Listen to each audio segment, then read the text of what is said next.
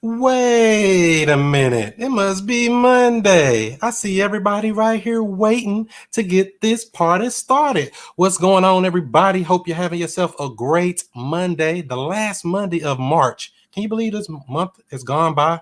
Can you believe the first quarter has basically gone by in 2020? Time flies when you're having fun. That's why I always tell people to go ahead and do what you said you were going to do. You know, you'd be like, oh, I'm going to go on and do that next week. I'm going to go on ahead and do that next month. I'm going to go ahead and do that next time. Don't waste no time because procrastination is the killer of all dreams. So happy Monday to everybody that's joined in. If you're joining in for the first time, make sure you give this video a thumbs up, give it a like, give it a share.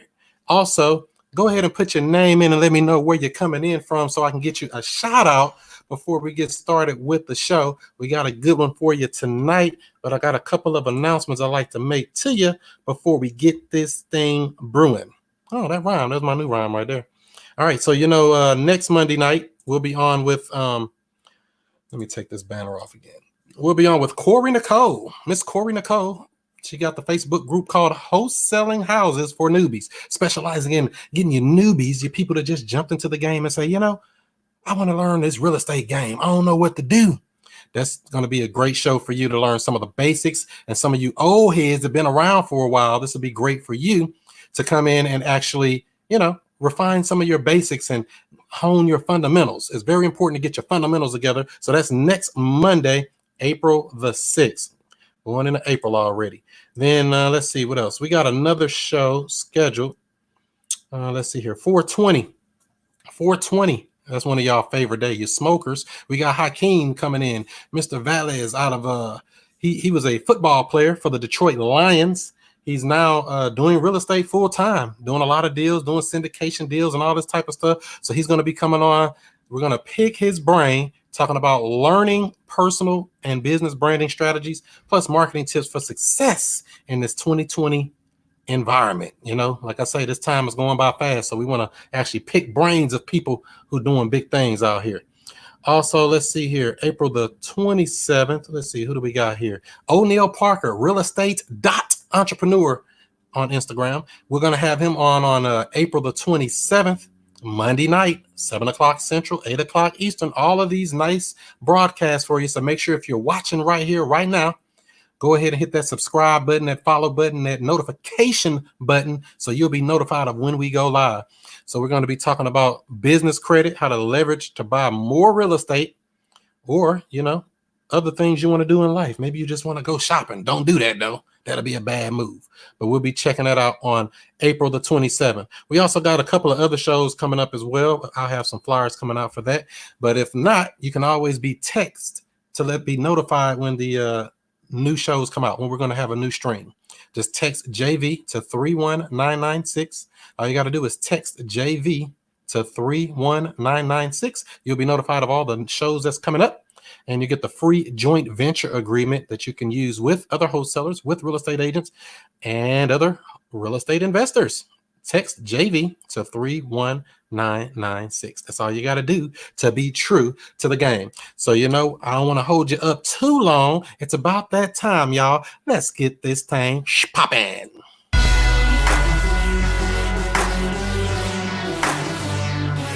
And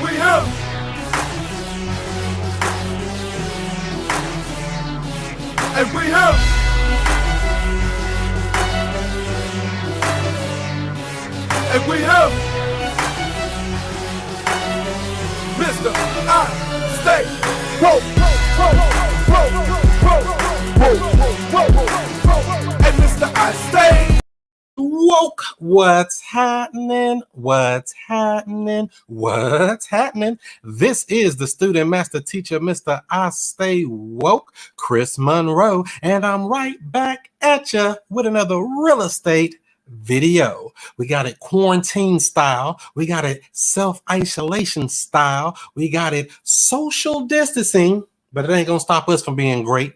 It ain't gonna stop us. So who we got in here? Put your name in and let me know where you're coming in from so we can get you a quick shout out. Let's see what we got over here. What up, though? My bro Chris Jackson making it happen. Good to see you. Let's see here. Who else we got here? LA real estate investors. Is that Louisiana or is that Los Angeles? Are you out west? Are you down south? Let me know. What up? What up? What up? So we are streaming live in multiple places right now. We're streaming live on Instagram. And if you're watching here on IG, make sure you hop on over to the YouTube channel at Chris Monroe STL, and you will see the full experience. You know, right here, all you see is me, but over here, you get the full experience. You get to see the comments and, you know, the whatever things that's showing on the screen, anything that's, and the guests we're going to be having on, Mr. Real Estate Diddy.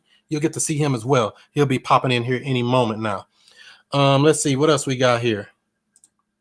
Augusta, Georgia in the building. What's up, Dominic? Good to see you. Good to see you. Glad you could join us. Saul Lopez on Facebook, watching us in California, West Coast representing. All right. What side? Do y'all still say that out there? I don't even know. Nolans, Mike buys houses full price. Yeah, New Orleans, I think they said that's like the third most place with this Rona thing, huh? I think y'all moving up. Hope y'all make it through, man. Don't let them hold you down for too long. Phoenix Fish, yes, sir. What up? How you doing? How you doing? Hope you're having a great one. Phoenix, Arizona, but from the Lou, and you're proud. That's what I'm talking about. Represent. Let them know where you came in from. What's up, Jonathan Branch? Good to see you as well. What up? What up? What up? KC, LA Real Estate Investors LLC is in Kansas City. All right. My guy. What up, Keith? Keith, did you get the link that I sent you for the thing as well? Let's see here. So you can come on in here. There should be a separate link just for you, a special VIP link just for you. What up? What up? Jonathan Branch, what's up? What's up? And Charlinda, what's up? What's up? How are you? Periscope family. So like I said, we're streaming on multiple places right now. We're streaming on Periscope at Chris Monroe Show. Had to make a new page just for that because they was hating on me. And we got a new, let's see here. We also streaming on YouTube channel at Chris Monroe STL. We're also streaming on Facebook in the Woke Real Estate Investors Group. If you haven't joined that by now, you definitely sleep. All you got to do is go over to Facebook, put in right there, Woke Real Estate Investors, look it up, search it on Facebook like you do everything else. In fact, there's a link in the description of this video. I made it easier for you. I made it a whole bunch easier for you. And Diddy, there's a link that I sent you in your on your Facebook. Use that link. That'll bring you into this stream here. Use that link that I sent you on Facebook. It's a separate link that's separate from everybody else's here. Let me see here. What else we got? So yeah, that's the free Facebook group on Facebook. Let's see here. Who else we got up in here? Wu-Tang 233136. Wu-Tang Clan. All right. Hold on. Let me make sure Diddy got this link. 1 second here. Make sure this link went through right. Technical difficulties. You know how technology be. Plus the Rona be trying to hate on us. Let me make sure he got the. Oh, there we go. I think he got it now. There he is. All right. So let's see. KC, Missouri in the building. All right. My dude, Chris, what up? So yeah, if you are watching in the Woke Real Estate Investors Group, make sure you hit that link. It's in the description. It just gives us permission to show your name and let us know where you're coming in from and stuff like that. Harrison, what up? What up? And who else we got over here? Angela. Oh, snap. Mr. I Stay Woke and Real Estate Diddy. That's right. He's in the waiting room, about to pop in here any moment now. Got my notebook and a nice pen. Gems are about to be dropped. That's true. That's true. And we got Jonathan Woodley. What up, man? So you be everywhere. I see you all over on LinkedIn. You over here on YouTube. You everywhere. So let me see here. Diddy, let me see. Your camera's not on there. Let me see if we got here. I see him in the waiting room. See if we can get your camera up first because we want to bring you in right. So I'm glad everybody's jumped in. So like I said, make sure you give this video a thumbs up, give it a like, give it a share it into some Facebook groups if you want to. Tag a friend, tag your mama, tag your daddy, tag your granny. It don't matter who you tag. Just tag somebody and tag them fast because we're about to make it last. So let me see here. Here we go. I think your camera about to open up now. I see you in there, but I just don't see your camera pops. Let's see. Diddy.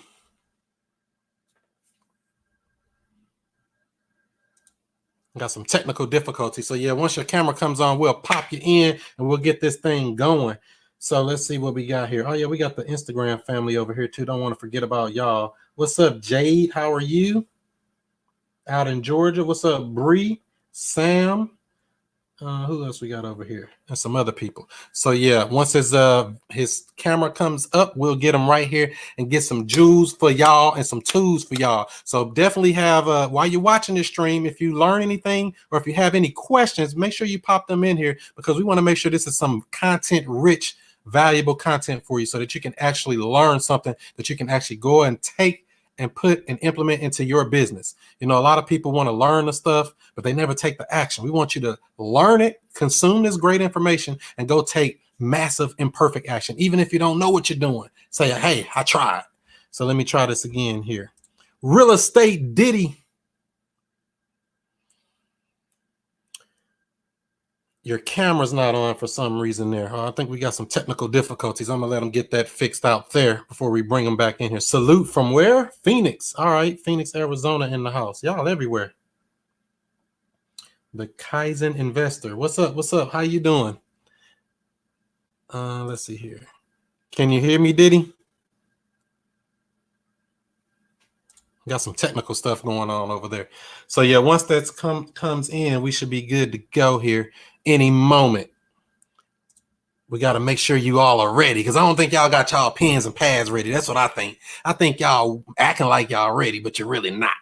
That's what I think is going on. So yeah, if you are watching over here on the Instagram, like I said, hop on over to the full experience at Chris Monroe STL once we get this technical thing worked out here. Can you hear me, Diddy? I see you're in here, but I can't hear you nor see your camera. Can you hear me? Nope. Not getting a good solid connection there for some reason. I don't know what's going on. See, now this that Rona. I'm blaming the Rona for this mess, man. You know, they try to keep us in the house. Then they want to make the technical difficulties. Then they want to tell us, oh, no, we can't go out. We can't go to work. We can't go to the bar. We can't go to the club. Can't go to a Rona party. All this stuff. They try to stop us from being great, but we're going to keep pushing and keep fighting. Is that right? Let's see here. New York City, peace, one and all. That's right. Yeah, this stuff getting off the chain here. So I don't know what's going on. Let me try this again. Man, so much game about to be dropped. The camera want to act crazy. Exactly. You see how they want to hate on you? They want to stop your greatness. So let me try this again. Diddy, can you hear me? I see you're in here, but I can't hear you and I do not see your camera. This is what we see right now. They are hating on the game. They won't let you come in here and do your thing. I'll tell you. I'm blaming Trump for this. Who are we going to blame? Nancy Pelosi? Trump? Biden? Bernie? Who are we going to blame for this? We got to blame somebody. We got to point the finger at somebody for hating on this stream right here. Somebody got to take the blame. You know, we all about the blame game. Something going on. Let me see here. No camera. No sound coming through.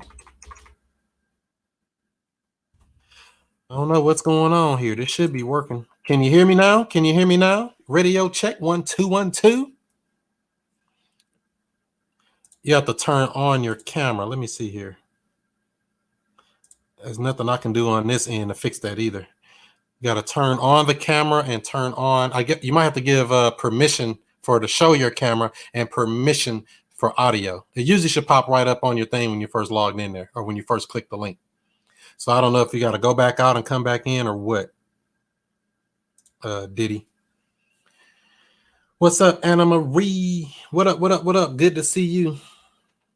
So I don't know what's going on here. They're trying to hate on greatness. That's what happens when you do stuff live. You got to improvise and survive. Is that right? Let me see here. Can you hear me now? I can't hear you or see you. I see you here, but I can't. We don't have permission for your camera or your audio at the moment. So that's why I was doing it. So I would say go back out and come back in. It might work again. try that again. I don't know what's going on. They trying to hate on us. They don't want us to be great. Can you hear me, Diddy? I don't know if you can hear me. Go out and come back in. Technology. Let's see here. I'm waiting to hear some powerful stuff. Oh, you know it's on the way. It's going to deliver one way or another. Even if it's a little delayed, we going to bring the thing. Let's see here. What's up? What's up? So y'all watching over here on Instagram like, hey, what's going on? Go out and come back in to give permission for camera and sound. I don't know if you can hear me on here. Let me try this again. Can you hear me now? I can't hear you. I can't see you. Nope. Huh.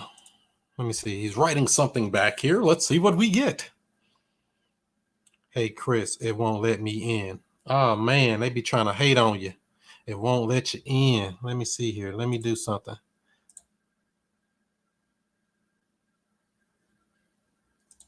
Kick. Yeah, let me try this again. He said it won't let him in. Why is it doing that? Let me see here. Copy link address. Resend it. Same link. Uh-oh, that didn't help. That was the wrong thing. We don't want that. We want this. Copy. Paste. Boom. Try this again. We got 41, 44 plus the people on Instagram watching, waiting patiently. We hope this works out somehow. I don't know why it's doing this. Let's see here. So, let me try this again. Reboot. Kicked out and try it again. It say it won't let you in. We might have to do it a creative way. We're going to see how this works in a moment. I'm trying to make it all nice and neat. See how they be trying to hate on us? What's up, Nina? How you doing? Nina out in California. Hope you're having yourself a great day on lockdown quarantine. What's up, Miss Finance? Good to see you on YouTube. Is this Zoom? No, it's not Zoom. I can use Zoom if I have to. I can get creative in this mug. I do got all the tools necessary. Let me see. Do I need to try Zoom? I mean, do I have to downgrade the presentation? Don't think I won't. Let me see some here. That's a good idea. Let me try Zoom. Let me try Zoom because I don't know what's going on here. Try that link one more time, Diddy, and see if that works. I'm going to open up this Zoom account and see if we can make that do that. I ain't never tried it this way, but we about to get creative. I'm a problem solver, I think, sometime. Let me see here. How do I make this? Exit full screen. I don't want to see that. That's too big. I need to do invite a person, copy invitation or copy URL, then come back over here. I don't know if this is going to work. I'm going to try it though. You said try Zoom, huh? Don't think I won't try it. Let me see here. Now my whole thing is off. All right, let's see here. Try this Zoom link. Like what? I ain't never tried this. I don't even know if it's gonna work, but I'm finna try. I do got Zoom. I paid a bill, so hell, might as well use it for something, right? I don't even know if this is gonna look right. We gonna try it though. I'm gonna share the screen and put them on through the Zoom link. We gonna see if this work. I ain't never tried this, so this we finna find out if this work. Paying all these bills for all these streaming services and all this stuff. I'm gonna be like, try the Zoom link. Let me see. So I'm gonna have to, let me see here. I'm gonna have to move some stuff around here to do this, to make this work. So I'm gonna move that. Nope, can't do that. I'm going to move that, put that back up there. Put this over here. Luckily, I got two monitors. So we'll be on in just a moment here, guys. Sorry for the delay. I'm blaming Trump. Now, let's see here. He's trying to Zoom link. So I hear the ding dong on Zoom. Now all I got to do is make sure I get the cameras up and running too. I'm in the house now. I'm in the house. All right, he's in the house. Let me see if I can make this go on this other stream here. What up, Diddy? What's going on, man? How we doing today, man? How everything going? Man, you see how they trying to hate on us and try to not let the greatness come out. That's light work, man. That happens every day, man. We ain't worried about that. At all. The only thing that matters is we dropping what we supposed to be dropping. That's my mistake, though. I try to get in from different ways. I'm just ready to go. All right. So for people, can y'all hear him on here? Because I haven't shared it on this thing yet. Give me 1 second here. I'm trying to make this connect to this other stream. I never did this before. Share screen. There. Share audio.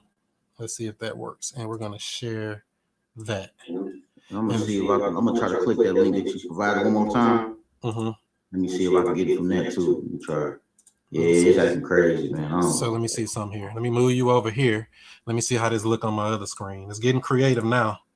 Let's see. Do you see Diddy, y'all? Can you see him? Can you hear him? Give me your 3 if you can hear. Put 3 in the comments if you can hear and see him.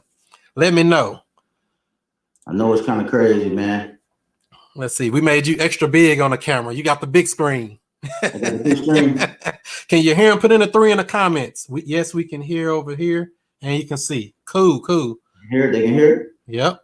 3. I got a 3. All right, that's what I'm talking about. 3.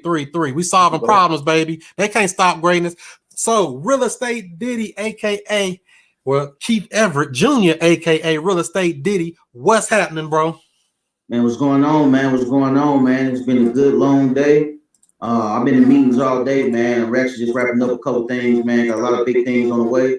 And really just honored, man, that you brought me on here, man. It's definitely an honor. You one of the guys to show a lot of love. You know, you remind me of that guy on the basketball team. You know what I mean? That can you hear me? Yeah, I can hear you. Yeah, you remind me of that guy, man, like on the basketball team, man, the guy to do a lot of stuff to get unnoticed.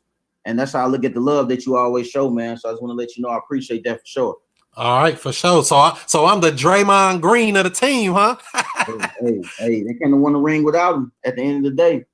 I know that's right. So I hope that echo went away. So everything should be clear and everything. So for people who may not know, who is Real Estate Diddy and what do you do, bro? Tell people about you. So, man, I'm just a guy, man. I'm based out of Alabama, Huntsville, Alabama, to be exact. Been in the game since early 2016. So really it's been about 4 years now. I've been through a lot of trials and tribulations in this business, man. I started literally from nothing. I started from scratch. You know, I made my mistakes. I got scratched. I put my back on the wall early, quit my job early at the one deal. And I'm just a soldier, man. So I'm not gonna necessarily say I'm just the most vet in the game, but I've been around the block a couple of times. 2016, I might have did 3 deals, maybe. Really made a couple dollars. 17, I probably made a couple 100,000. Closed like 40 to 50 deals.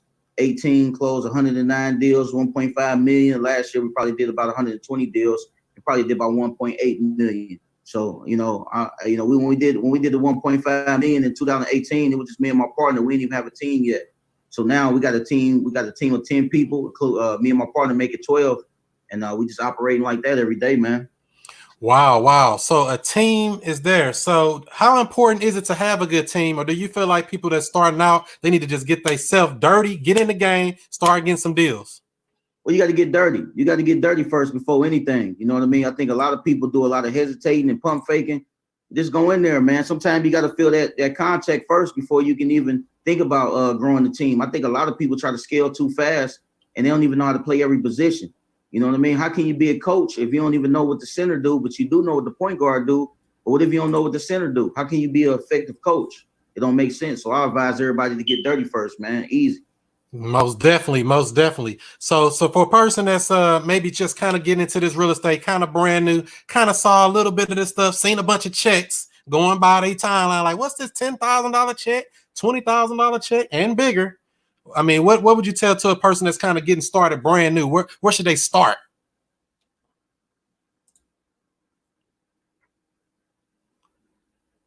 Our audio went out. You know, for me, man, I would say, man, just start one day at a time. You know, start one check at a time. Don't think too far ahead. You get one check. You need to put most of it back in the business into marketing. As long as you can get more lists, the more marketing you can do, the more effective you will be very quickly. You know, for me, last year, we took a whole year off, and that wasn't even our first year.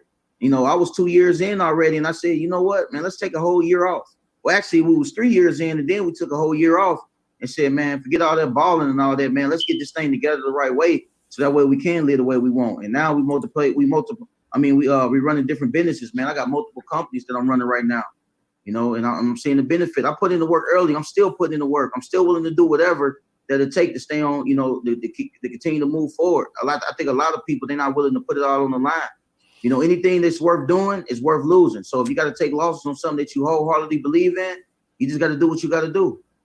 Yeah, I would agree with that. So do you believe that so all the time that you were doing these deals and stuff, what type of mistakes did you make coming up in the game that are like, I know we all make some stupid mistakes, and what kind of stuff did you learn to like try to help you get through some of those struggles? I would say balling too early, man. When you start getting them $20,000-$30,000 deals, and and you only got you and your partner at that time, you really balling for real. Like you taking 20, 30 stacks in a month. You might have a $80,000 month, and you and your partner, y'all splitting 30 racks or 40 racks. You know what I mean? We didn't think about growing our business soon enough. We thought about just having a good time, man. And I think that set a lot of people back. So if I was just starting back out, man, put in the work early. Don't ball too soon. It's okay to take 2-3 years off, because guess what? At the end of the day, I'm 4 years in right now. So if I would have waited to do all that now, I'm still here. You know what I mean? So I advise everybody, man, when you get your money, you get your checks. It ain't time to go splurge. It's time to put that money back in so you can make more money. It's real simple. Yeah, especially in these Rona times, it's a lot of uncertainty in the market and things like that. A lot of buyers backing out and things like that. Or what kind of stuff have you seen since this epidemic has hit? Well, it's real simple, man. I actually been studying this stuff for probably about almost 2 weeks now. I actually hopped off a good mastermind earlier today. I'm constantly in different groups, masterminding with different people and just trying to get different perspectives. You know what I mean? Because I wasn't around at the end of the day in 2008. So, for us personally, buyers been backing out. A couple buyers been backing out. Buyers still buying properties. But the ones that's backing out it's kind of like the small fries type of people. I hate to say that. The people who really doing it and got their funding in place, those are the people that's really still moving around. And guess what? The people who really got cash, they're going to be very effective right now. The people who got the hard money, some of them might make it through and a lot of them might get out the game. Because think about it like this. A lot of private money might go away right now because people don't want to take those risks. So the hard money lenders, they looking at that and they just raising their prices because they seeing everybody else get out the way, and people still need funding. So, on our end, man, we just really, digging back in our buyers. We've been we sending out actually this evening or tomorrow morning. We got a flyer that we sending out to all our buyers. We got to connect it to a web form and Podio. We kind of, we filling out our buyers again. Are you hard money? Are you cash? Are you still buying? Are you taking a step back? Are you willing to lend out any money? So that's what we're doing. We're qualifying our buyers again. Now that's smart. Requalify the buyers, see what their position is. How is this affecting them? Are they still in the game, or are they going to run and tuck their tail? So that's a good thing there. That's definitely a smart move right there. Man, I've been doing a lot of preparation. I've been doing a lot of studying. You can't really go nowhere. I'm reading all day. Like I got different things that I'm working on. I'm constantly educating myself, just spending time with family. That's it, man. That's all I'm on right now is learning. Like, I'm glad that this can happen. Like, I was moving so fast before this happened. I was actually ready to crash out. So now I got a chance to recalibrate everything that I was doing, and I can find that peace within my life, man. And I can get my life back. I can grab a hold of my life because we all in the house really right now.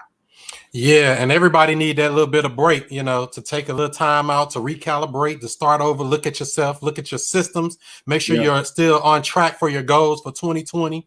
Because 3 months are already gone. That's crazy. It don't even feel like it, do it? It's definitely time for the second quarter meeting now, man. So that's another thing, man. You should be having a second quarter meeting. If you're not doing that, you need to take a look at all your numbers. You need to be tracking everything as much as possible. I know some people gonna track on a different level than others, but you can just start out with something simple as a scorecard and just keeping track of what's going on in your business, man. That's very important. That's another thing that I regret. We didn't track everything early. We were so far. We made over $1 million before we start tracking. So that was very frustrating because now we got to go back and put everything in place. You know what I mean? Yeah, and that's harder to do when you go backwards trying to figure it out. That's definitely true there. So when it comes to actually locating these motivated sellers and things like that, what are some tips or strategies you can give people to try to locate somebody that needs your help? I would say this, man. The number one thing is that people don't understand, to me, and we say this all the time, the bread and butter of this business is lists. You got to have good lists. And you gotta have multiple good lists, a whole bunch of lists, and you gotta have a real sales team, or you gotta be a good salesman. you got to be a closer. You know what I mean? If you got a lot of lists and you skip tracing them with the right people, and you got the right amount of people to handle those leads, then you're gonna ball out. You're gonna have a good time. Another thing that we do, everything is filtered out. We actually use Pat Live. They're our filtering company that we use. You know, everything is either hot or warm when it comes into our polio system, unless it's direct mail. You know what I mean? I would tell people that filter out those leads. Don't just be talking to cold leads all day. You ain't got time for that. Even if you're starting off doing that, eventually you need to make your way over to filtering out those leads. If you can't afford an answering service company, you need to get you some VAs, because you could be doing something more productive than talking to cold leads all day. You know what I mean? I mean, what we doing right now, like right now, we actively just dropped today. Actually, the phone just got the ring today off direct mail, absentee campaign. Think about it. If most people can't get evicted right now, then you know the landlords got headaches right now. Yeah, they scared as hell. Boom, we send out an absentee list. We already know what y'all going through right now, so we're gonna try to help you out with that. You know, it's simple. We're doing PPC right now. We're doing cold calling right now.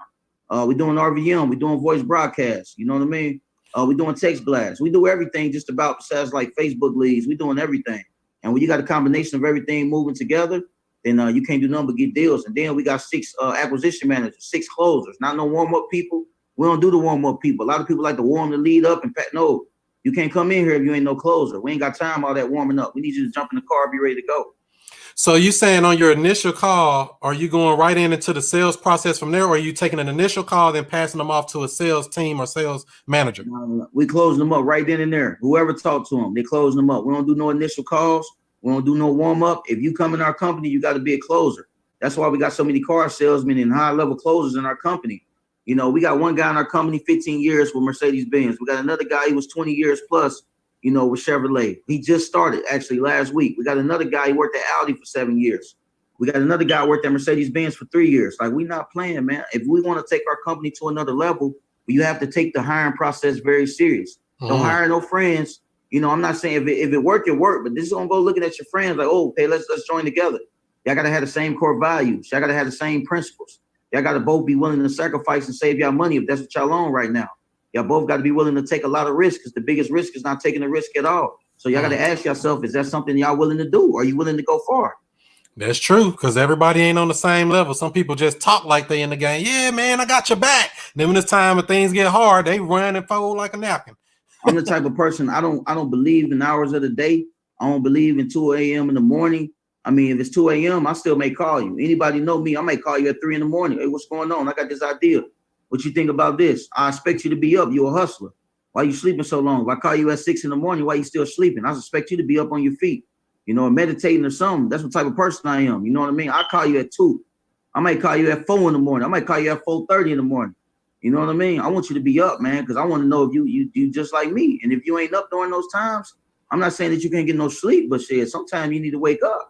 Now that's good, because and that's what I want to ask you about as well, because I know you got a partner, and some people like, yeah, should I get a partner? And they get a partner for like silly reasons to do like simple stuff, and I'm like, I don't think that's a good thing. What is a good reason, or do you think people should get partnerships and partner up with others? I feel like this. I don't feel like you got to have a partner to make it in this business, but I mean, I always had a partner. I ain't never had to check by myself since I've been doing this for 4 years, and I really don't have no desire to. You know, even when I do little stuff on the side, when I do event, I still bust it down 50-50 with my partner. That's my partner. You know what I mean? I won't even eat just like I eat. We in this together to the end. You know what I mean? We ain't never fell out about no money. We ain't never had to question nothing about no money. And it's been, 3 years with me and him right now, even though I've been in the game for 4, but we've been partners for 3. You know what I mean? Like, you got to think about this. If 2 people doing the same thing, right? You got 24 hours in a day. If 2 people doing the same thing for 12 hours, then we only did something for 12 hours. But if 2 people doing 2 different things, 12 hours apiece, that's a whole day worth of work. By y'all just breaking it up. You know what I mean? And that's what I believe in, man. We don't step on each other's toes. We got partnership principles. There's certain things in our company that I don't step on the line on. There's certain things he don't step on the line on. But together we make big decisions together, man. We respect each other's opinions. Of course, we disagree on a lot of things. You know what I mean? Because we both hustlers. We both want to win a ring. We got 2 different philosophies, but at the end of the day, we do what's best for the business. That's right. You come together and form like Voltron on them. yeah. All right. Definitely. So if this video giving y'all any type of value, if you have any questions, make sure you put it in the comments and we'll get to you here as we go. Now, Diddy, I know that you had a video that came up about a couple of weeks ago talking about virtual wholesaling and stuff like that. So what is your stance on it? Do you think people should learn virtual, especially in these times, or should they just stick to the basics? Yeah, you got to learn virtual. You know what I mean? Even when these times pass away, man. I mean, we've been doing virtual for a little time now. You're able to move quicker. You know, this game is about speed and who can close the best and who can build the best connection. I'm telling you, and we still go on appointments. Don't get it twisted. We do 90% virtual, 10% still in person. We're not no fools. If the seller is certain instances, or if you got an older seller, she don't got no email, you got to go out to the property. If the seller feel more comfortable with you coming out to see the property first, even though we 90% virtual, I'm gonna switch the game on. You know what? I was hoping that you let me come out to the property because actually I like to look in the eyes of the person I'm doing business with. Only reason I like to do it over the phone, I mean, our company does close a large amount of our deals over the phones, but anytime I get the opportunity to be able to come and meet somebody in person, that's my first option always. You know what I mean? You got to be swift on your feet. Even though y'all know y'all closing them up over the phone, you got to still be willing to do that. You know what I mean? I'm not handicapped doing it virtual, but virtual got to be a number one option. I think so. There's too many companies out here, man. It's too many big companies, and you got to get in where you fit in, unless you can go see the property very quickly. But by the time you're going to see the property, you know, a great closer, he had had it in the bag already. So it all depends on your skills. Definitely, yeah. Because I got a lot of my deals virtual from the beginning, and I know I beat a lot of people out that was like, "Oh man, I'm coming to see you next week, man. I already got it locked up. You can't be doing that." Yeah. And I say this: if you do got a hot lead and you are going to appointments, you need to be scheduling the appointment the same day. Don't wait till tomorrow. That's the only way you can possibly stop somebody who can close great virtually. You got to beat them over there right then and there. Assume the appointment. Don't ask them, "Hey, you think it's cool if I come over there at 3 p.m. today?" Hey, I already be in the area at 3 p.m. I can swing by for 10 minutes. If I'm there longer than that, it's because you wanted me to be. You know, I'm already going to be in the area already. I'm looking at one of my other rental properties. I got to go fix a toilet. So I actually be like 5 minutes away. So just let me know, you know, if there's something you're interested, I can just stop by. I just need 10 minutes of your time. If I'm there longer than that, it's because you wanted me to be. There you go. That, you know what I mean? So don't ask for the appointment. Assume it, just like assuming the sale, right?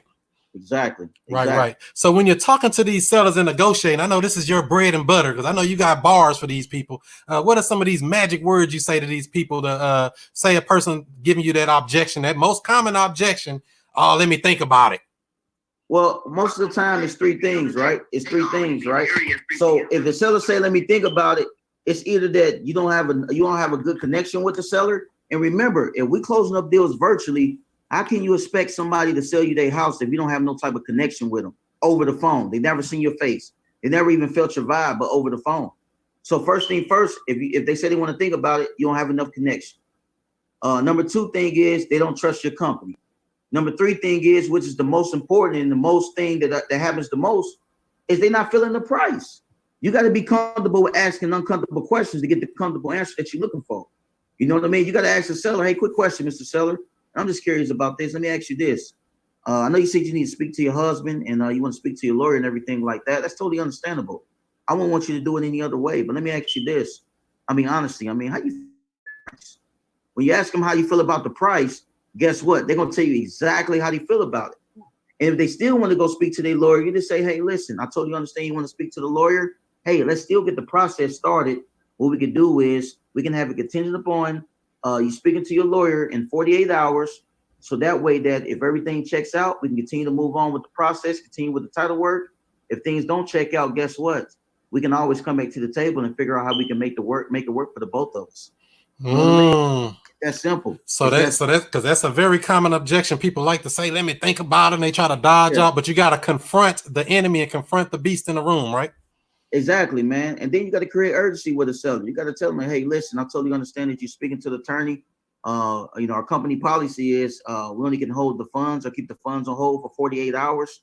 Let me ask you this. I mean, and the only reason I'm asking you this because I just don't want to miss out on getting an opportunity to be able to help you out of your situation. If I was to get the company, and typically, like I said, we only hold them for 48 hours. But I know we was looking at 3 other properties, but we're only looking to purchase 1 property right now. But of course, you know, I'm talking to you right now, and your property is the main priority to me. Do you think we need to hold the funds for that 48 hours? I just don't want to miss out on an opportunity to help you out today. You know what I mean? you got to dig in and figure out what the problem is. I take the Floyd Mayweather approach. You know, when I first get on the phone with a seller, it's like the first 2-3 rounds. I'm filling the seller out. I'm figuring out what the pain point. I'm figuring out how much they owe. I'm figuring out how much they want for the property. I'm figuring out the condition. You know, when I get to the 6, 7, 8, 9, 10, round, now I'm starting to warm up a little bit. And then 10, 11, 12, I'm going to go and bang going out and get the contract signed. Just like Floyd do. He play with you. He got good defense. He take good jabs. He don't really just throw a lot of wild punches. He's very calculated, but at the end of the day, he's going to wear you down and you're going to get the victory. That's how I look at it. Yeah, because you got to uncover that pain. A lot of people try to close them too quick. I see that too. They try to close way too quick. Like, you haven't identified all their pain. That number don't matter if you ain't solved their problem. So, and a good closer, believe it or not, a good closer is not nobody who closes the first time on the phone. A good closer is really having good awareness to recognize you can't close it the first time, because you may have to, create some type of urgency. You never know what you might have to do, but your mind need to constantly be open. You shouldn't be closed-minded. You shouldn't be looking at every seller the same. Your mind should always be open. And as soon as you hear that pain, as soon as they tell you the reason they want to sell, everything in that conversation stops. And you need to build from there. And we got something called our pain point sheet. We actually gave it out for free not too long ago before we dropped the course. And it shows you the additional questions to ask the seller once you ask them what's the reason that they're looking to sell. And it was very, very important that you be able to pull out the pain of the seller, so that way you can continue to move forward and you can gather that necessarily pain so you can make an educated offer. A great offer is, knowing the pain, you bringing that back up, knowing the property condition, you need to have a very good property description, and you got to identify your company's benefits, and you put them all together. That's what equal a great offer. Right, because it solved their problem. And if we don't solve their problem, the rest of that is whack. That makes sense. And then a lot of people scared to throw out offers. I mean, I tell my team all the time, listen, the first low ball offer that you throw out, that ain't really for you. And if the seller end up taking that offer, guess what? We just got a home run. But the first offer range that we throw out, whether it's if the seller wants 90, and we may throw out 70 to 80, right? The only reason we throwing out a low ball offer is because we're trying to reset the seller's expectations. The low offer is not for you to be scared. It's for you to reset the seller's expectations. The more people realize that, the more people be more comfortable throwing out that offer. As soon as I throw out that offer to reset their expectations, I'll be laughing because they get mad, right? Mm-hmm. They get mad, right? I'll be laughing like, oh yeah, I got you now. Anytime you get mad when I throw out the offer, listen, you might be mad, but at the same time, I reset your expectations on what you think you're supposed to get. Playing that emotion. So it's a psychological game. Exactly. Always. As always. I know that's right. So if we were able to get lucky enough to get a deal under contract, what are some tactics or techniques you can give people to actually find cash buyers to unload these deals?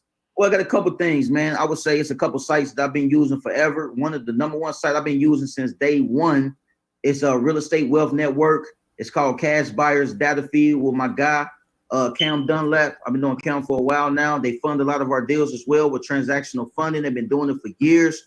But I do like their cash buyer breakdown. For like $50 a month, you get access to every cash buyer in America. And then you got stuff like Cash Buyers Plus. We actually got that list as well. It comes with a lot of realtors. It comes with their emails and everything like that. So I'm definitely in love with Cash Buyers Plus. Now, some secret strategies that we do, we like to use bandit signs, right? So we might get bandit signs printed out.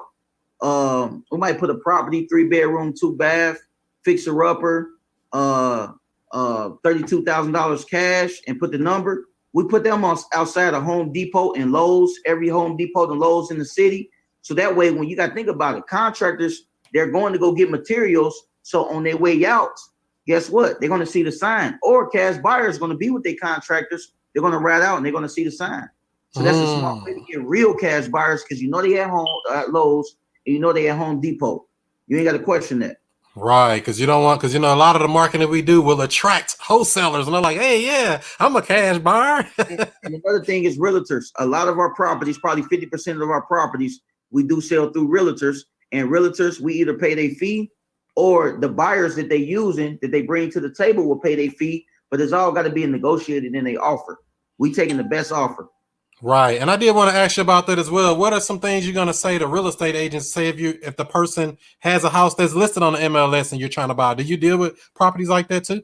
Yeah, we're gonna make a lower offer. The offer that we actually, believe it or not, I have not done a lot of volume with dealing with properties on the market, but I have done transactions with properties being on the market. So for example, say a property is listed for $200,000 on the market, we may offer anywhere from 120 to 130 or something like that. So that way, once we send it out to a cash buyer, yeah, they're gonna see it was on the market, but look at the discount that we got with the property. So that's all that we really look at. As long as it's a discount, then I mean, a cash buyer can be mad at that. We actually got it at a way lower price. Right. So prior to you sending out that offer, do you look and see like about how much they owe on it first and say like, well, I know they only owe 100, so I can offer this 120, and they might take it. Yeah. Specific sellers, man. I might even call out your, who you mortgage with. Hey, I see you got a loan out with Wells Fargo. Correct me if I'm wrong. I'm not 100% sure my system is correct. But it looks like you owe about 90,000 on the property. Correct me if I'm wrong there. I'm just trying to figure out, what kind of balance then you got. I mean, let me ask you this. I mean, if we was to purchase the property, do we need to pay off any mortgages, any taxes or any liens or anything like that? I just want to make sure we get all the necessary fees that we have to pay off. You got to dig in, man. Ask a lot of questions. If I see somebody just purchased the property 3 years ago for 85,000, I'm gonna tell them, hey, quick question, Mr. Seller. I understand that you're looking to get 110 on the property, but I do see that you just purchased it for 85,000 cash in 2017. Let me ask you this: when you purchased the property in 2017 for 85, was it in as-is condition? Because I know you said that you're asking for 110, and I know you said the property does need a full renovation. Knowing that you purchased it a couple years ago for 85 and it was in as-is condition as well, and now you're looking to sell it for 110, let me ask you this: considering they're in the same condition, would you buy the property right now for 110, knowing that it's in the same condition that it was in at 85? I'm just curious about that. I'm just, like I said, I'm not trying to hit the lottery here or anything like that. I just want to make sure that we're on the same page here. Yeah, because I just came across a guy like that. He bought a place for $9,000. He come out he want 125 in like a month. I'm like, dude, no, it ain't happening. Yeah, that ain't gonna happen. That ain't gonna go down at all. We're trying to hit a home run. Yeah, we ain't gonna let. I mean, the numbers make sense. They make sense, but we're not gonna. We're not taking no losses like that or about to do anything like that. That's crazy. Attention. All right, so let's see here. I see we got a couple of questions came in over here. What we got? Let me see here. All right. So yeah, if y'all do have questions, make sure you go ahead and drop them in here. We'll try to get y'all knocked out. Let's see here. I'll go all the way back up because there was a bunch of questions. Question central. All right. Where the questions at? Mine's ain't moving fast enough or something. Let me go back. All right. They want to know, how do you filter leads? I'll put them up on the screen. How do you filter your leads? How do I filter my leads? That's a good question. So what we do is, I kind of alluded to this earlier. So we got an answering service called Pat Live, right? So once we run an RVM campaign, all the callbacks, they will go to Pat Live. We answer our RVMs live. They go to Pat Live. Voice broadcast, same thing. They go to Pat Live. They filter them out. We do got cold callers. Shout out to the call geeks. We got like 6 cold callers. They filter out the leads and they send them into our CRM system. What else? Text blast. We got like a couple VAs that's constantly filtering out our text blast because we just don't want to. We don't want just when we send out a text blast. Oh yeah, I'm interested in the offer. No. We're not just sending them into the CRM system. We got somebody else to filter them out again. And then once we qualify them as a real lead, whether it's warm or hot, then we send it to our CRM system. So direct mail, we answer them live, PPC. Of course, they fill out a form, a web form, and then it goes into our system. So it's kind of filtered out as well. We can at least see what they're looking to get. So everything is filtered out, man, pretty much with us. I think that's a large part of our success, because we're not just talking to cold leads all day. That'll tire you guys out, man. They'd be ready to quit then if you're talking to cold leads all day. Heck yeah, because when we send out that text message, they want to sell our house. I'm like, yeah, we'll take 325, or yeah, what do you want to give me for? And it's like really not a lead, but we're acting like it's a lead, and it's really not. So that makes sense. Man, a lead. They want to know if Pat Live closes. No. They don't do no closings. No. We got 6 closers on our team. I got 6 acquisition guys and 1 lady. So yeah, so when you do that, do you give Pat Live or these people a script to go by, or do they have their own internal something, or how does that work?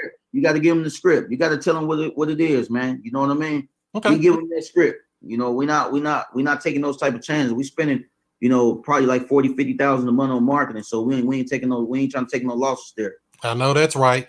Edward over here on YouTube says, so how do you close someone on the first cold call? That's light work, man. If they motivated, all you doing is just putting more motivation out. If you can solve their problem and at the same time you can be in expert mode, then guess what? You're gonna walk them down to the table. You got to be very genuine, but you got to be very aggressive at the same time. They call me aggressive, humbly aggressive. You know what I mean? I can't make it sense. I can't make it make sense all the way. But if you can figure out a seller's problem and you can make them talk to you about their problem, And at the same time, if you can tell them, if you can position them a certain type of way for you to be able to close it, and you could be in expert mode, using expert lingo. Hey, quick question. I'm actually, I'm gonna walk into the finance department. I'm gonna speak to one of my finance managers. I want to see if I can get those funds approved for you. I totally understand that you're looking to move on to bigger and better things. You're not looking to rent the property out anymore. You really don't have the funds to fix it up as well. But the good thing about our company, we do close them up in as is condition. And actually, we got some funds liquidated right now from another property we just sold. And we actually can close it up in 10 to 14 days. I'm not sure if that's too soon for you or not. But if we was to get the process started today and get those funds approved, and we get your autograph today, I send over the transactions, and they send it over to our title company and get the title work started.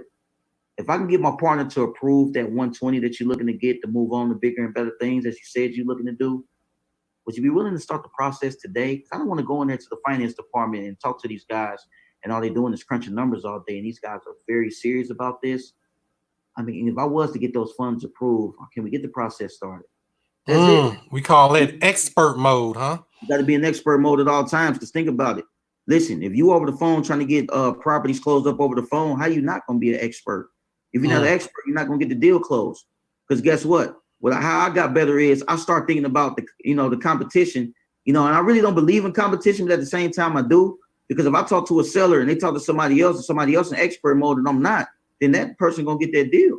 So when you're on the phone with the seller, you need to be in expert mode, because you need to be thinking about the person who may talk to him after that, or the person who talked to him before that, who might have been in expert mode. So if two people in expert mode and you're the one that's not, do you think you're going to get the deal? If one person in expert mode and you not, and they build better connection and better trust with the seller, do you think you're going to get that deal? Or do you think you deserve that deal? You might even tell yourself that you don't even deserve that. You got to get what you deserve. I've even had sellers say that to me, like, yeah, I talked to you and I talked to this other person, and it seems like you know what you're doing. I just feel better with you. And I'm like, oh, sign right here, baby. I'm glad you talked to somebody else. You're just doing what you're supposed to do. But at the same time, Mr. Seller, but that person that you talk to, or those 2-3 people, listen, they not like myself. I'm willing to go as far as possible to help you out. Whether I got to get my realtor to help you find a new property, or I got to get my moving company to help you move out of the property into your new destination. I want to let you know that I'm willing to do a cash advance so you get some of the funds up front. Do you need to pay a bill or two? I just want to make sure you're comfortable while we're going through this process, Mr. Seller. You know what I mean? You got to be all the way down with it, man. And that's the reason why you need to be saving up your money so you can play like that. Because people out here playing like that. Especially in those competitive markets out in California and all this stuff. You got to pull those plugs. You got to do that. That's what turned me up. When we got into the Atlanta market, I started turning up because the pace was faster. The people were more vicious. People backdooring you easy. So guess what? You got to tighten up your game. You got to tighten your sales game up. We headed to possibly a recession. I'm not sure if it's going to be something long-term or short-term, but we still got to wait and see if the GDP going to be negative 2 quarters straight before we can officially launch as a recession. So think about this. If we go into a recession and people are quarantined right now, if you ain't got no sales skills, how you going to last? Because guess what? You might be getting properties at 50 to 60%. Now you got to get them at 30 to 40. Can you negotiate that low? Can you solve those bigger problems? You know what I mean? Are you willing to, cut your assignment fee from $25,000 maybe to $20,000, so that way you can get the seller some extra money to be able to move out of the property? Are you willing to do that? You know what I mean? Are you gonna still be out of sync, still trying to maximize on every deal, or are you gonna move quick with speed? Right now we just move quick with speed. Normally we like to maximize on all our deals, but I got too many people in the office, so I got to make sure they eat. You know what I mean? So it's a lot of stuff that I'm thinking about. Get them to the finish line by any means necessary. Exactly. That makes sense. Harrison over on Periscope says, what has been your experience with obtaining VP and identifying or unforeseen problems? I guess that's a virtual property and identifying unforeseen problems. I just think that, man, it's important that you get a brief property description and just set the expectation that you get it signed up. Hey, the next steps are my transaction specialist. Her name is Mercedes. She will reach out to you, and she's going to schedule for one of our property specialists to come out to the property. And they're just going to verify the condition that we spoke about. As long as everything is in the same condition as we spoke about, we have no problems here. And after that, if everything checks out with the property, I'm going to have a couple of my contractors and financial partners to come take a look at the property, so that way that we can get some measurements and some quotes for the renovation project. Never say cash buyers. Never say just contractors. What if you're dealing with a realtor, she come in heels on, and you say your contractor was coming? Just say financial partners, because guess what? Anybody that you're doing business with, anybody that's just buying your properties, they are a financial partner. So they say you was waiting on one of your financial partners gonna come take a look at it. That's that expert mode, ain't it? We're a large investment company. We are working on 30 plus deals right now. So we do have other people that invest in our company. It's that simple. Makes you can sense. do that right now. You don't even got to be fresh in the game to talk like that. You need to be talking like that right now, whether it's just you in the office by yourself. Get used to it. Speaking into existence. Say, hold on, speak to the finance manager real quick. Adopt that lingo right now. It's going to pull you out the hole. I know that's right. Let's see. Ghostin says, been on your course, Diddy. They got your course. You got a course out? Yeah, man. I actually got a new course out, acquisition course. It's called Mastering the Art of Acquisitions 101. 60 plus videos. I think it's like 62, 63 videos, including like 17 live videos. I got 20 plus documents. I'm talking about every single thing that when it comes to closing deals, especially virtual right now. So if you virtual right now, which everybody, we all virtual right now, actually, then you need to get something. I would say get the course because it's going to help you navigate through. And that way, all the questions that guys, people be having, they get answered in the course. All the videos are not just extra long. It's straight to the point, but you're going to get all the medicine you need to get for you to be able to survive. So that's very important. If anybody interested in it, shoot me a DM. I can give you $100 off. I got a discount coupon code on it. I'll make the course $497 for you. Initially, it's $597. But if you get the course, man, I can give you a discount code on the $497 if you reach out to me tonight. So I'm going to do that. So hit you up on IG, I guess, at Real Estate Diddy. Yep, Real Estate Diddy, or you can hit me up on Facebook at Keith Everett Jr. Cool. They say that's some good info. All right, cool. Let's see here. Sir. Stay in control. I like your touch. All right. They want to know, Tay Dickens on Facebook wants to know where those questions at, Diddy? Where those questions? Is that in your course only, or do you do them somewhere else? The pain point sheet, it is in the course.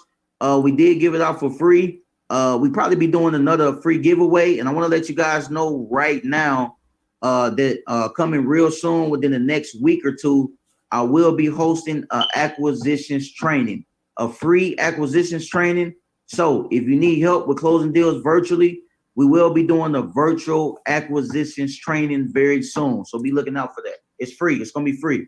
Free 99. How do you lose with free? You can't lose. And I'll be giving out different type of things for free as far as handouts and stuff like that if you do join the free training.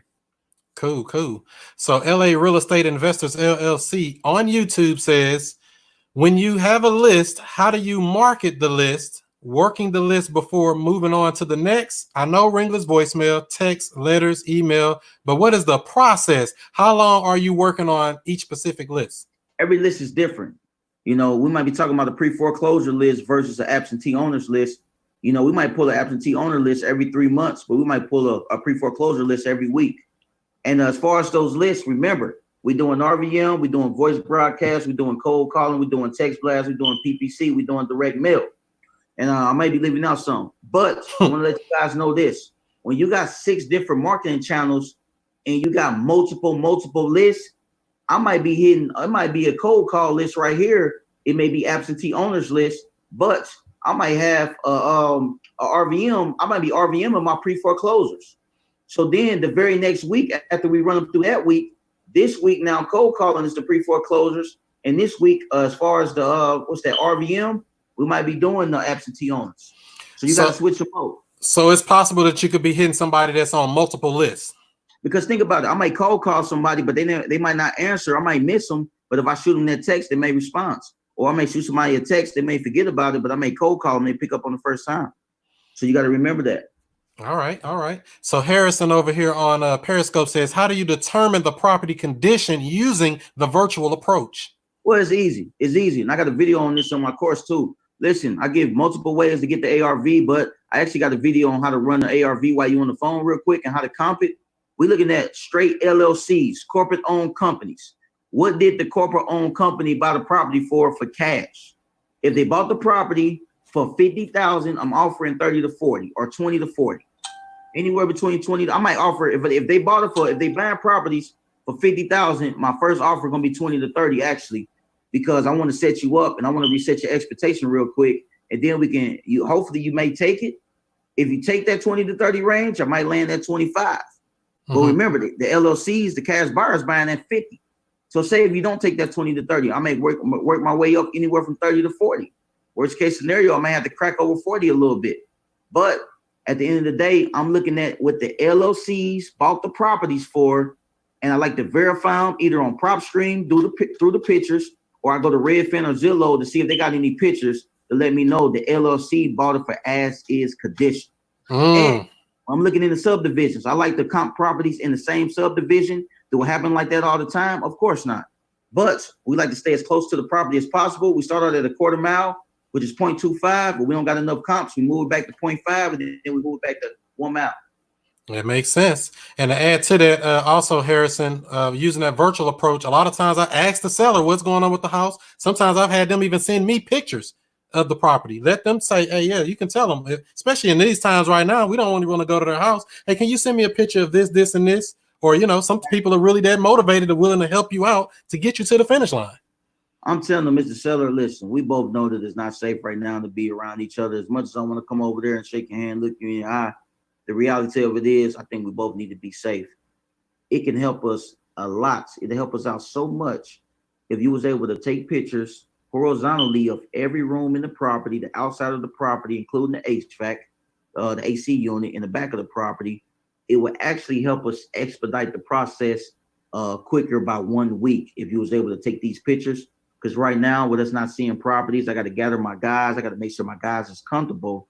But I'm sure that you're comfortable with taking pictures yourself so we can expedite the process by a week. So you got to just be ready. You got to just be ready for anything, man. And you'll be amazed how many sellers are proactive. Like, yeah, I can send you pictures. They take better pictures than me. I'm like, damn. That's a high possibility for sure. All right. And LA Real Estate Investors LLC says, how big of a list should you pull? Well, I mean, it all depends on what you can afford. I mean, we got different lists. Like, for example, again, pre-foreclosure list might be only a couple hundred, but I might pull this free and clear list. It might give us, 50 to 100,000. So it all depends, man. It all depends on what your budget is. It's a hard question to answer because I don't know your budget. If you tell me your budget, I'm gonna tell you a different answer. So if you're willing to spend that coin, you can bring that money on home. I'm gonna tell you something different. It all depends on the person's budget. That makes sense. Dominic over here on YouTube says, as a beginner that's out cold calling and driving for dollars, how would you filter your list? What I would do is this, man. Honestly, we do it right now. I actually got a guy in my company. He don't get no salary or anything like that. He strictly only do deal machines, and he only deal with like pre-foreclosures, right? So what we do is we pay him 20% of everything that he get because the leads are so, if he get any driving for dollar lead, or he actually do driving for dollar, bandit signs, neighborhood signs, and then he do the pre-foreclosures for us. So you got to think about it like this. Once he submit a property and deal machine, we already got VAs on the back end that skip traces the property and put them into the web form, into the Podio.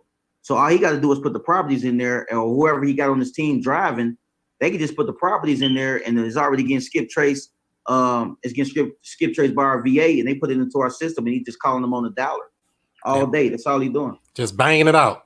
He's just banging them out. That's it. Cool. Blake says expert lingo is gold. Using it every day. He's dropping gems for free. Yes, sir. Most definitely, man. Appreciate it. Much love. Joshua wants to know, what is your response to, I don't know how you got my phone number? Well, Mr. Seller, actually, I think it came out of our marketing department. That department is actually not here right now. But let me ask you this. Are you possibly interested in selling the property? I hope I didn't bother you. I'm definitely sorry about that. But ultimately, I just wanted to see if I could provide any value to you in any type of way.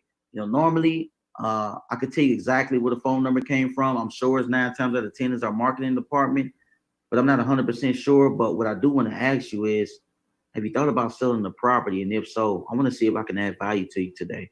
You got to just switch it up real quick. You got to acknowledge it very, very quickly and small, but you got to come back big, and you got to get right back off real quick. That's right. Don't stay there too long. You stay there too long, they're gonna get you off that phone. But if you know how to turn it around real quick, then they give you a chance. That's smart. So answer the question quickly, and then give them an answer and get a question back out to them so that they can go ahead and tell you what they got. Exactly. All right, let's see here. Nashville. Let's see here. So how do you sharpen your sales skills, Diddy? I think the number one thing is continuously being able to connect with people. A lot of people don't understand that, it ain't just about being salesy. it's all about connecting with people. That's the root of being a good salesman. And one of my guys on my team actually said that one of the rules that they live by at the car dealership is the key to being a great salesman is never get caught selling. You know what I mean? So I think that it all starts with building up great connection with a person. So I would definitely read books like How to Win Friends and Influence People. I would read The Art of Negotiation by my guy Nick Anderson. Objections by Jed Blunt. That's a good book. What else we got? What's my guy Chris Voss? I forgot the Chris Voss book. It's a pretty good book as well. But I think that if you're reading all those type of books and you're working on connecting with people, oh yeah, The Way of the Wolf by Jordan Belfort is my favorite one. If you read those books, man, I mean, you can't do nothing but win. All you can do is win. I got so many books. I got my bookshelf right here. I got so many different books. And that's the reason why I was able to get to this place right now. When I was down and out, when I was sleeping on the mattress, you know, it came a time that I had to sell my mattress and I was sleeping on the box spring. I remember I used to go get my son out of town because, you know, sometimes I had to keep him, you know, for me, you know, for my lady, she had stuff to do. And I would have my box spring and I would let my son sleep on the pillow while I sleep on the box spring for 2 weeks. So all I had in my room was the box spring. I had him a couple toys. I had all my books on my bookshelf. I ain't had no couch. I ain't had no table. You know, I even thought about selling my apartment complex's refrigerator at some point. I sold the washer and dryer. I sold all my clothes. But guess what? I said, I'm going to be big in this game one day. You know, the same cats that I was watching on YouTube, I'm sharing the same stages with these guys, and they showing me the same respect. So I really started in the back. I started in the basement, and now I'm on my way on standing on the roof. You know what I mean? And I'm really still focused, man. I don't judge my success about me making 1.8 million or 1.5 million a year. I judge my success of where my family is at. So I can make all the money in the world, but if my family is not out of the place that I need them to be out of, and I'm not even talking about just physically, I'm talking about mentally, then I won't feel successful. And that's the reason why I still wake up and go hard every single day, man. Like, to me, yeah, the money is cool, but I didn't realize that money don't make you happy. That's true. You know, especially if you ain't got everything in place that you want in place. Yeah, a lot of people don't notice that. They think money's everything until you get some. You're like, man, money ain't solve all the problems yet. Exactly. I'm in this thing for the long haul. I ain't looking to ball too hard right now or cop Rolls Royces and stuff like that. I mean, if I wanted to press the issue, you know, I'm pretty sure I could do so. But, you know, for me right now, I mean, I want to be the smartest man in the game. I don't want to be the most flashiest man. I want to be like, damn, he a real businessman. He handling this business. That guy right there is sharp. He's smart. You know, he wake up at 3 a.m. He looking at other stuff on YouTube or then bought a course or something like that and he's studying the game. You know, my whole approach before even Kobe Bryant died, I've been on that Mamba mentality. That's been my favorite player for years. So I've seen how Kobe Bryant approached the game.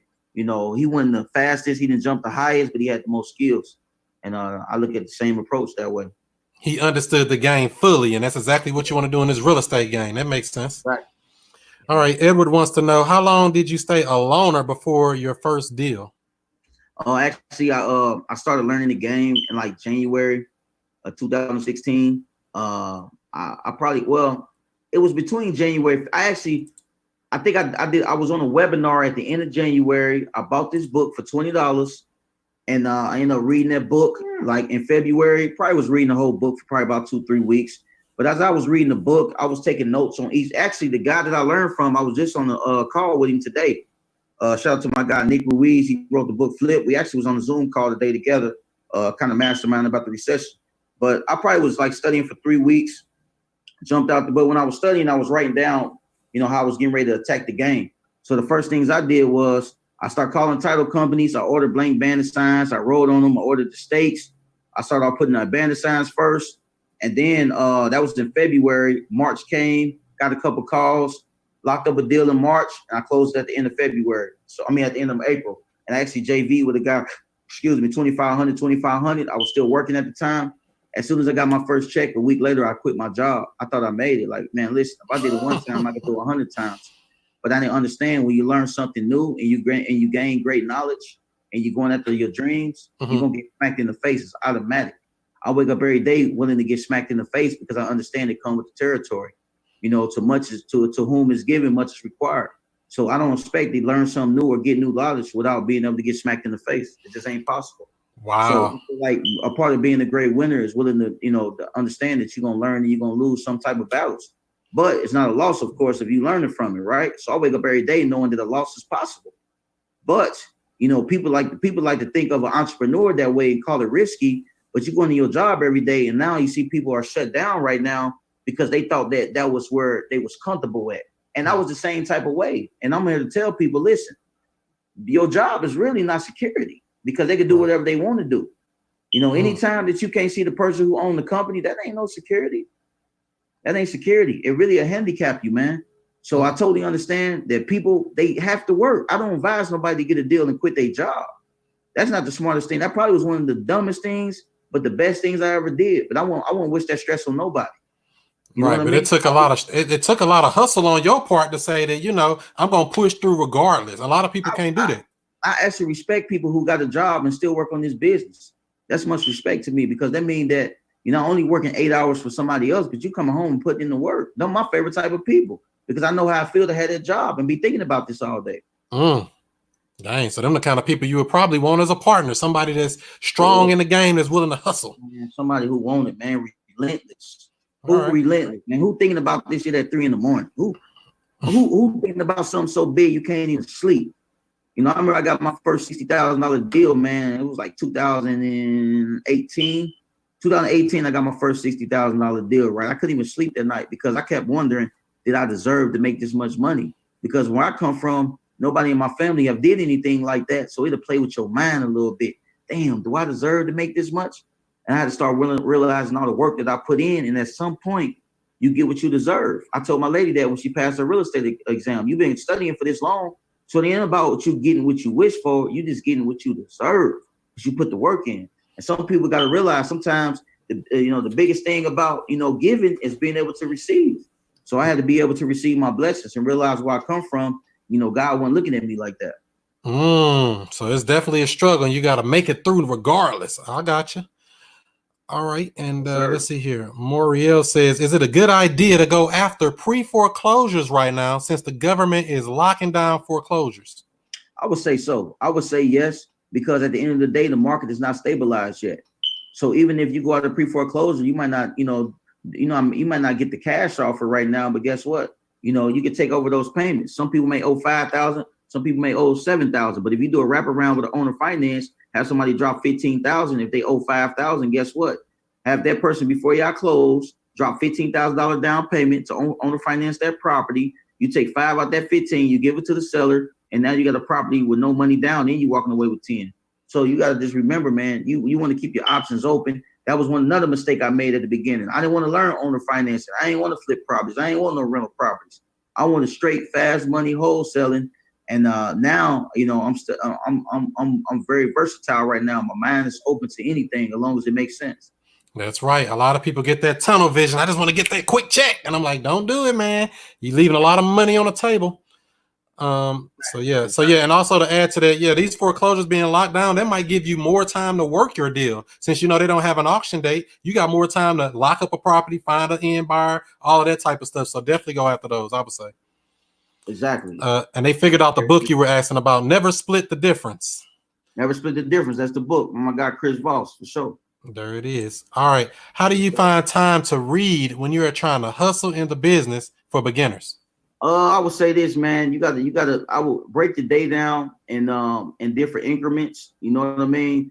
You may want to break your day down in hours, like from 6 to 7 o'clock. I'm strictly in the books. I'm cutting out social media.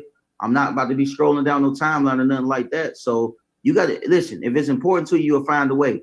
If I told you right now that I got $100,000 for you, all you got to do is come get it. I bet you'll figure out how to come get that $100,000.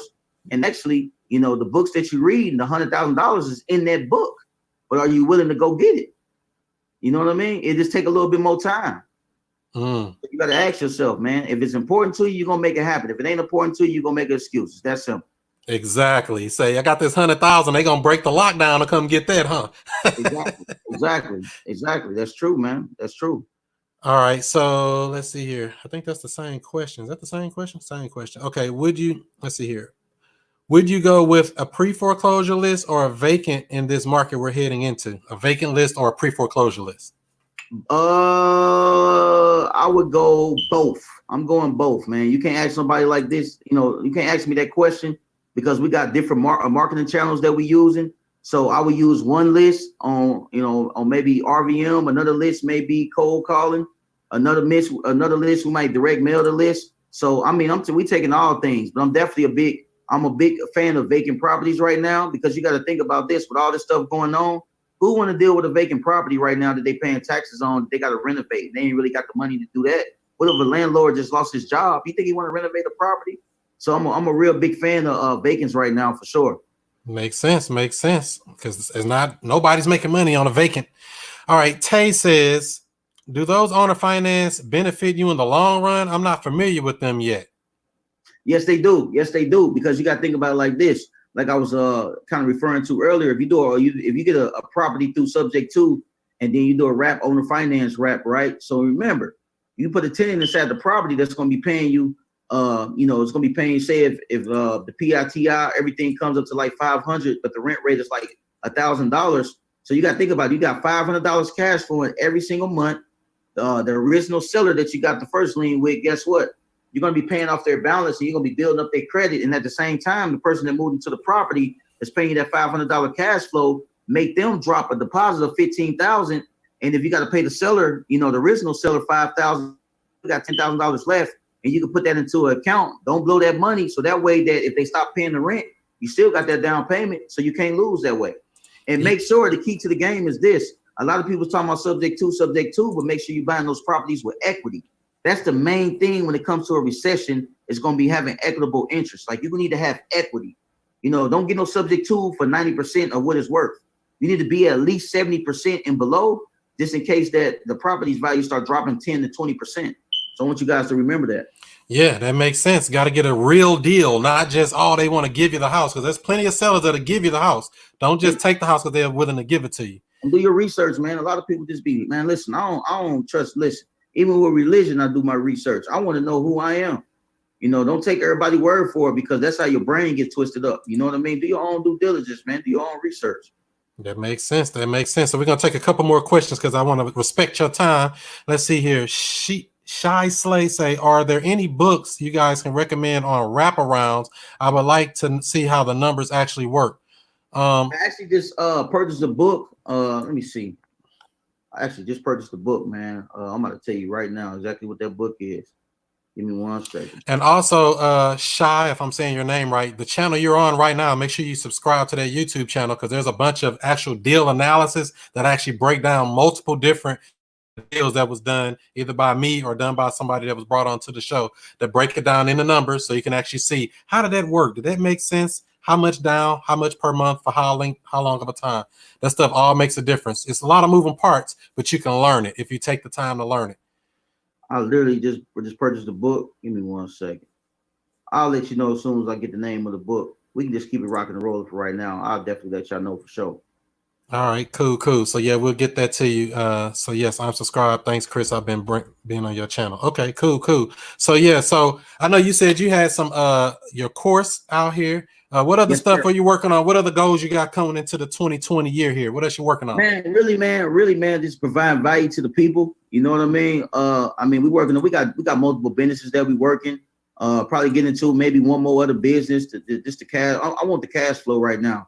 I'm a believer in having good credit. I'm working on, getting my credit right. Actually, I'm working with somebody out of your city, actually in St. Louis. So I'm working on getting my credit A1. I'm actually working on, getting more passive income and continuously getting active income. If you got active, passive, and you got good credit, I mean, where they gonna stop you at? They can't stop you nowhere. If you got active, passive, and got good credit, I mean, you the man with the plan at the end of the day. That makes sense. So as opportunities come your way, you can capitalize on them. Exactly. Makes sense there. Let's see here. I think we got a couple more before we wrap this thing up. So you said people can follow you on Real Estate Diddy on Instagram. Where else can do you got a YouTube channel or something too? Or I don't got YouTube, man. There's been so many people that ask me about YouTube. Do I need to get a YouTube channel? Do I need to get a YouTube channel? Do you need to get a YouTube, family? Let them know. Say yes or no. YouTube for this. YouTube Diddy. About YouTube for half a year now. I need to probably get one, man. I'll be wanting to get stuff like that, but if I ain't, people ain't gonna subscribe to it and watch it, man. I don't even want to waste my time. But at the end of the day, man, we still got we still in the business. You know what I mean? We got 10 people on our team that we're responsible for. So there's only so much I can do. I don't want to do nothing if it ain't gonna be what it's supposed to be. I ain't really got time. It looked like most people saying, yes, sir, do an amazing YouTube. And YouTube is definitely beneficial because it gives you a time stamp here in history, you know, and it's kept forever. And they got unlimited storage and data. Store your content for free. And I want people to look out again. Like I said, short-term things that we got coming up. We probably do a virtual acquisitions training. If you guys would be interested in a free virtual acquisitions training, I want you guys to drop in the comments 100. And another thing is we may be having some real exclusive as far as a certain type of virtual event that you guys can attend online. But I don't want to talk too much about that. It's going to be something that's going to shake the whole real estate industry up because it ain't never been done before. So I want you guys to be looking out for that as well. We're putting together something behind the scenes. But if you guys want to see a virtual closing, I want to do like a little Zoom or some webinar or something like that. Well, actually, it's going to be virtual acquisitions training. I want to show people exactly what they need to be doing virtual. If guys will be interested in that, we'll make it free. Y'all can come in. And we probably give away a couple free things, but we probably be having that really soon because I really want to help people out and show people how to close these deals virtual. So that's something I'm definitely working on in the near future. Now that's cool. That's what I like. We helping people out. How many people have you helped today? I ask people that all the time. They be like, I need this, I need that. How many people have you helped? You ain't saw no problem. You always live by this, man. The way that you're gonna be a blessing, the way you know you're gonna be blessed if you be a blessing to somebody else. And that's one thing that I always thought about when I was down and out and I ain't had no money. On my worstest days, when I had $0 in my pocket, when I was on this journey, I used to just be like, man, who can I help out today? If I ain't got no money in my pocket, if I could be a blessing to somebody else and I ain't got no money, I gotta be able to get some money. I mean, that's God's law. He can't lie. Yeah. If I be a blessing to somebody else, I gotta get mine. So I would advise anybody to do that, man. Even though if it ain't falling, if the cars ain't falling your way, help somebody else win the game, man. Eventually you're gonna win. That's still a win. Yeah. At the end of the day. Provide value. How can you provide some value to somebody? Right. Alexander on YouTube wants to know, can I do a subject to deal without any cash to close? Facts. Because guess what? That's what I was talking about with the owner finance wraparound. You don't need no cash. You got to think about this. If the seller, if they owe $5,000 on the property, or if they looking to get $5,000 out of the property, if somebody dropped $15,000, then guess what? That's not only going to cover, the $5,000 to the seller, but whatever the closing cost is, you can use the person that you put into the property via owner finance, use that $15,000 to pay the closing costs and everything. It's never come out of pocket. The key to the game is to be able to get a tenant or an owner inside or another person inside the property before you close on it. So that way you come to the closing table and you really no money down. You ain't got to put no money down because the second lien that you're putting on the property with somebody else, they're going to pay that down payment or that closing costs. Yeah, makes total sense. I've done several deals that way. Definitely, you can do it with no cash. I bought a house for closing costs. I had somebody give me $8,000 to move in it. I used their money to close the deal. I had no money in the pot, and I still get a passive cash flow on a house I got no money in. It can happen. It's all about deal structuring and really working a good deal. Makes total sense. I mean, how exciting it is right now, man. It's people going through stuff. We all going through something. So as a real estate investor, we all going through something. Can you imagine what people who are just working regular jobs are going through? Yeah, I know we all see the dollar signs. Of course, we're gonna make money, everybody. I mean, we know that. But just imagine if you can dive deep into these people's problems and be the person that can solve a person's problem during this time. I mean, how great is that really, man? And I think a lot of people, they think about their pockets before they think about solving the problem. And anytime that you jump in the head at your pockets before the problem, then your pockets, you always gonna be wondering about your pockets. If you really learn that you got to just solve problems, if you can master problem solving, then your pocket's gonna automatically be filled up. You ain't gonna be thinking about this money as much. But you understand, right? It automatically, money will chase you down. Money be looking for you. Tay says, Didi, though, what was those affirmations you had dropped yesterday? They were amazing. Some affirmations. If anybody want a free copy of the affirmations that we say with our team every single day, shoot me a DM, Real Estate Diddy.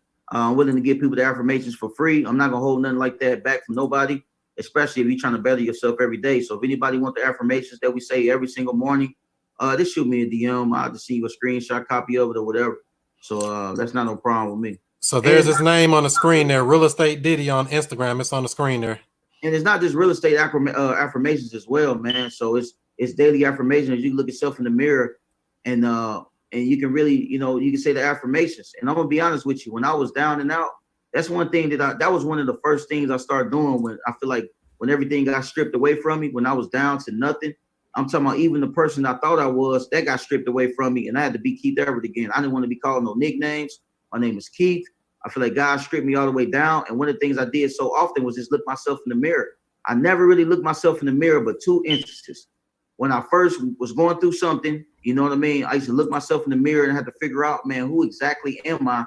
And the second thing is, before I started my weight loss journey and stuff like that, I looked myself in the mirror and I told myself I wasn't happy. I think a lot of people need to really look themselves in the mirror, close the door, and say, I'm not happy, or I need to change this. And ain't nothing gonna change until I change. Confront the enemy. Same thing with the sales process. Same thing with yourself. You might have to beat yourself up. I'm talking to that man in the mirror. So nobody tell you something about yourself that you don't even know yet. You should know everything. You should know all your weaknesses. You should know all your strengths. You should know everything. You should know that what you can do to add value, and you also should know what you don't know how to do. You know what I mean? I think that everybody's you know when you need to get on your game. Should nobody tell you need to get on your game? If somebody tell you that you need to get on your own game, then that means you got a lack of awareness. That's a problem. Makes sense. So, what about like people that? When do you think a person should go ahead and get mentors, coaches, things like that? I advise it. I advise as quick as possible, as quick as you can afford it. I mean, it's really simple, man. Just get somebody who's actually in the business, man, who actually going through the day-to-day struggles. I mean, because at the end of the day, I feel like that people deserve to get mentored by people who they should. If I'm mentoring people, I deserve to give that person the opportunity to see if I'm doing what I say I'm doing. I don't get mad at that. If you mentoring people, people should challenge you and see if you're doing what you say you're doing. I mean, I wouldn't even be mad if somebody said, "Hey, I need to see some HUDs before I," because I feel like people deserve that. How can I be coming out with an acquisition course if nobody ever seen me close? I deserve to show people that if I'm going to try to sell it to somebody, I deserve to show them that I can do what I say I can do. That's just simple. I believe in that. Yeah, I believe in that. I believe in that wholeheartedly. I know that's right. They say, I really appreciate the both of you taking the time to share the knowledge. Sharing is caring. Many blessings, Kings. Yes, sir. Yes, sir. Most definitely. All right. So any closing words or anything you want to give the family before we get up out of here and do some more woke stuff? Man, I would say this, man, honestly, and this coming from the heart, man. While we all kind of locked down right now and we all working from the house, I advise people to get educated on things, man. We got too much time. I've been looking at it like this. I look at it like we all on house arrest. You either going to get better or you're going to get worse. But I can guarantee you this, things will not be the same once we get back out in that field, because the people who've been training themselves up, the people who've been educating themselves, it's going to be a hungry game once the doors open back up. I'm telling you, you think people was going crazy now. I'm telling you, people going to go crazy, but don't be the one to fall off. Either you're going to get better or you're going to get worse. And a guy told me something, earlier, my guy, Nick Ruiz, the guy I learned the game from, he said something key and I never forget it. Nothing is as bad as it seems, and nothing is as good as it seems. So remember, as we're going through these times right now, nothing is as bad as it seems, but at the same time, nothing is ever as good as it seems. And that's something that stuck with me all day. I know that's right. All right, brother. Keith, I appreciate you coming on to the show, providing value to people. Like you said, make sure all y'all got to do is go to Real Estate Diddy on Instagram. You can hit him there, or you can hit him at Keith Everett Jr. on Facebook. Hit the DM if you want any of his courses, any of his products, services. If you want more information on anything he got going on, it's a good brother here to connect with. That's the only type of people I would even bring onto the show. If they ain't doing good things, I don't even want to be around them. And I say this again, man, for anybody that's struggling with closing deals over the phones virtually, if you ain't got the course yet, you sleeping. 60 plus videos. I'm gonna constantly start updating the course. So if you bought the course one time, I will be updating the course. And if you want to get $100 off, I'll give you a discount coupon. Shoot me a DM, Real Estate Diddy. I'm at the point now, man, listen, anybody who bought the course, they know what time it is. I'm not begging nobody to buy it. If you want to get better, then guess what? Just cop the course. Because at the end of the day, I'm going to close deals in my real business. I'm not going to say my real business, but our wholesale business regardless, or our real estate business, not our coaching business or education. Of course, that's always good. I mean, but at the end of the day, I'm not begging nobody to buy nothing that they should do. So if you want to buy the course, if you want to sharpen your skills up, I done showed y'all 5+ months that I can close deals. So we shouldn't even have to question that. But I'll leave it up to the people. DM me if you want the discount code. If not, continue. I still wish you well, man. Continue to learn. If you got to get on YouTube, you can't afford it, then you better YouTube yourself, wait to some deals to be able to get where you need to go. People always ask all the time, if I had $1,000 or $1,500, what should you do? I would damn so cop an acquisition course, drive for dollars, and guess what, man? I'll be skip tracing these properties and I'll be cold calling. I mean, then guess what? You can work your way up from there. I mean, you got to start with the basics first. That's right. It's definitely a numbers game. So touch more people, reach more people, help more people. That brings more money to that pocket. Makes sense. Makes sense. All right. They say thanks for the game. They say much love, man. I had a good time, man. I had a good time. I appreciate you again, Chris. Like I said, man, a lot of people don't understand that you do a lot of stuff. As I called it earlier, man, the stuff that you do, like when people going live and stuff like that, you know, you make sure stuff get pinned. You always show love. Don't nobody ask you to show love. So you're going to be all right, man. I mean, like I said, the best way to know you're going to be blessed if it's you blessing other people, man. So I real deal appreciate you letting me get the chance to come on this platform and do what it do. That's right. You're welcome back anytime, brother. I appreciate you. Yes, sir. Yes, sir. Much love, man. All right. So that's how we do it, family. Make sure if y'all like this video, give it a thumbs up, give it a share. Make sure you tag somebody who needs to know this information. He just dropped a lot of stuff that you can actually take action on today, tomorrow, all these days while you're on lockdown. Go start doing this stuff and making some things happen for yourself. I hope you all have yourself a great evening. Let's see what you say here. Thanks, Chris and Keith. Jason says, let's see, all these people saying thanks, thanks, and thanks. Man, I'm buying it tonight. That's right. Take action. Go do it right now. Because if you wait, you're going to forget and life going to happen and your money gone. We don't want that. I'm not listening, man. If you want to change your life, then you know what to do. I mean, you got to think about it. If you ain't willing to invest $500 in yourself, how you expect to make $1 million? It ain't going to happen. I can tell you that right now. Even if it ain't even just invested in my course, go get you a course. Whatever it is, you just need to be educating yourself during this time. So that way, when the gates open back up, you're able to hit the gates running. That's all I'm saying. That's it. And that's how we gonna do it, family. So like I said, make sure y'all hit that thumbs up, subscribe, follow this channel wherever you're watching it, whether you're watching it in the free Facebook group, Woke Real Estate Investors on Facebook. Make sure you join that and check that out. And also, if you're watching on YouTube, subscribe, hit that notification bell because we got more goodies for you coming up in the coming weeks as well. So I'm about to get up out of here and do some more woke stuff. Yes, sir. Yes, sir. Let's see here. How do I get back to my screen here? Do what you do, be who you be, and I'll see you before you see me. And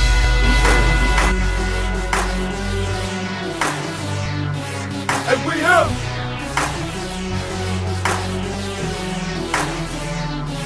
And we have.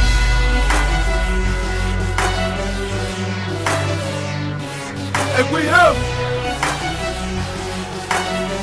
Mr. I stay. Whoa, whoa, whoa, whoa, whoa, whoa, whoa, whoa, whoa, whoa.